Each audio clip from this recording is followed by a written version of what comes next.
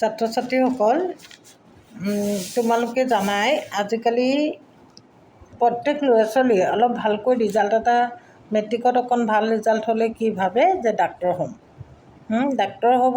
Doctor হোৱাৰ কিন্তু মুখ্য উদ্দেশ্য যে মানুহৰ সেৱা কৰা, সেই মুখ্য উদ্দেশ্যটো আগত ৰাখি ডাক্তৰ হ'ম বুলি কয় নে কি ভাবে, টকা পইচাৰ কাৰণে ভাবে? ইয়াৰ মূলতে কিন্তু বহু কথা সোমাই থাকে।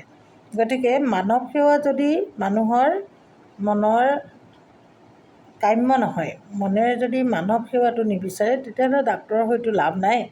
গতিকে এই ডাক্তৰ সেৱাটো এইটো এটা উৎকৃষ্ট মানৱ সেৱা, আৰু এই উৎকৃষ্ট মানৱ সেৱাটো কৰিবৰ হ'লে মনে প্ৰাণে মানুহে বিচাৰিব লাগিব, মানৱ সেৱা কৰিবলৈ মন থাকিব লাগিব। এতিয়া কথা হ'ল যে আজিৰ দিনত যেনেকৈ ডাক্তৰ পঢ়িবৰ কাৰণে চিট এটা পোৱাটো বহুত কঠিন কাম, আমাৰ সাধাৰণ ল'ৰা ছোৱালীৰ কাৰণে বৰ কঠিন, ঠিক তেনেকৈ অতীজতো কিন্তু ডাক্তৰ হোৱাটো ইমান সহজ কথা নাছিল। অতীজতো ডাক্তৰ আছিল, ভাৰতত ভাল ভাল ডাক্তৰ সৃষ্টি হৈছিল। কেনেকৈ, মই এতিয়া তোমালোকক সেই বিষয়ে অকণমান ক'ম, তোমালোকে শুনিবাচোন, চাবা কিমান কঠিন আছিল। অতীজতেই পৌৰাণিক ভাৰতবৰ্ষতেই ডাক্তৰ হ'বলৈ কিমান কঠিন আছিল চাবা। পৌৰাণিক ভাৰতবৰ্ষত সমাজৰ সকলো মানুহৰ 4টা শ্ৰেণীত ভাগ কৰা আছিল। সেই 4টা শ্ৰেণী কি আছিলে? ব্ৰাহ্মণ, ক্ষত্ৰিয়, বৈশ্য আৰু শূদ্ৰ। ব্ৰাহ্মণ আৰু ক্ষত্ৰিয়সকলেহে চিকিৎসা বিদ্যা অধ্যয়নৰ বাবে আগবাঢ়ি আহিছিল। তেওঁলোকে বিশ্বাস কৰিছিল যে চিকিৎসক হৈ ৰোগী পৰিচৰ্যা কৰা মানে ভগৱান পূজা কৰা।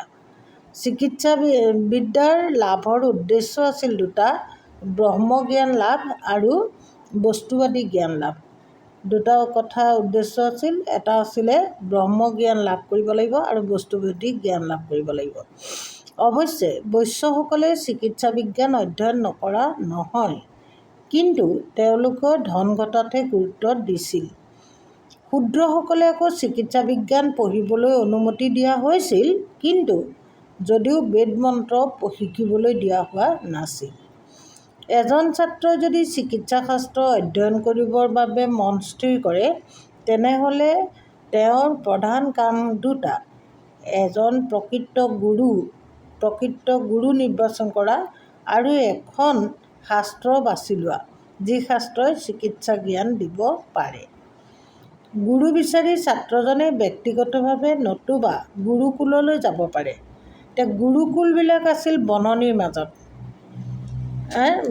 কিয়নো হাবিৰ মাজৰ পৰিৱেশ সদায় আছিল স্বাস্থ্যকৰ আৰু বন দৰৱৰ সহজলভ্য। বন দৰৱবিলাক, তেতিয়াৰ চিকিৎসা বিজ্ঞান আছিলে আমি আজিৰ দিনত যিটো আয়ুৰ্বেদিক বুলি কওঁ, সেই আয়ুৰ্বেদিক অৰ্থাৎ বন দৰৱবিলাক সহজলভ্য আছিল কাৰণে বননিৰ মাজত চিকিৎসা বিজ্ঞান চলিছিল।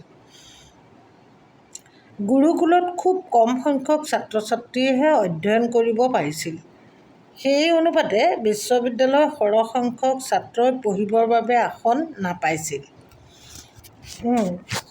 আৰু কেইখনমান উল্লেখযোগ্য বিশ্ববিদ্যালয়ৰ নাম তোমালোকে কিতাপতো আছে, তোমালোকে পাবা। তাৰ বাহিৰেও জানি থ'লে ভাল, তক্ষশিলা, কাশী, নালন্দা, বিক্ৰমশিলা, বিদেহা আৰু আংগা। কাশী বিশ্ববিদ্যালয়ৰ অধীনত এখন শল্য চিকিৎসা বিদ্যালয় সুকীয়াকৈ আছিল। এইখিনিতে উল্লেখ কৰা ভাল হ'ব, যিজন গুৰু চিকিৎসা শাস্ত্ৰত পাকৈত আৰু দৰৱৰ ওপৰত যাৰ অপৰিসীম জ্ঞান আছিল, তেওঁৱেই আছিল প্ৰকৃত গুৰু।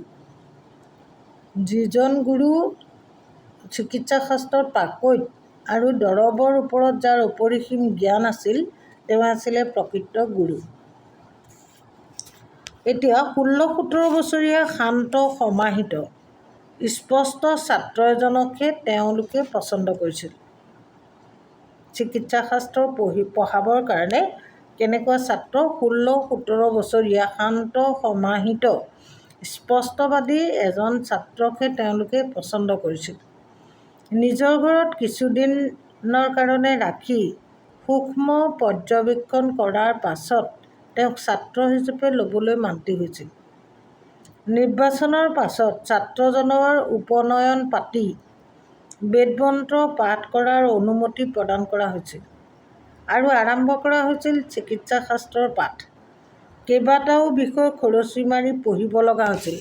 তাৰে ভিতৰত উল্লেখযোগ্য বিষয়সমূহ চোৱা কিমান কঠিন আছিলে: ভেষজ চিকিৎসা, শল্য চিকিৎসা, শৰীৰ চিকিৎসা, চকু চিকিৎসা, কাণ নাক ডিঙিৰ চিকিৎসা, চিকিৎসা মানসিক চিকিৎসা ইত্যাদি।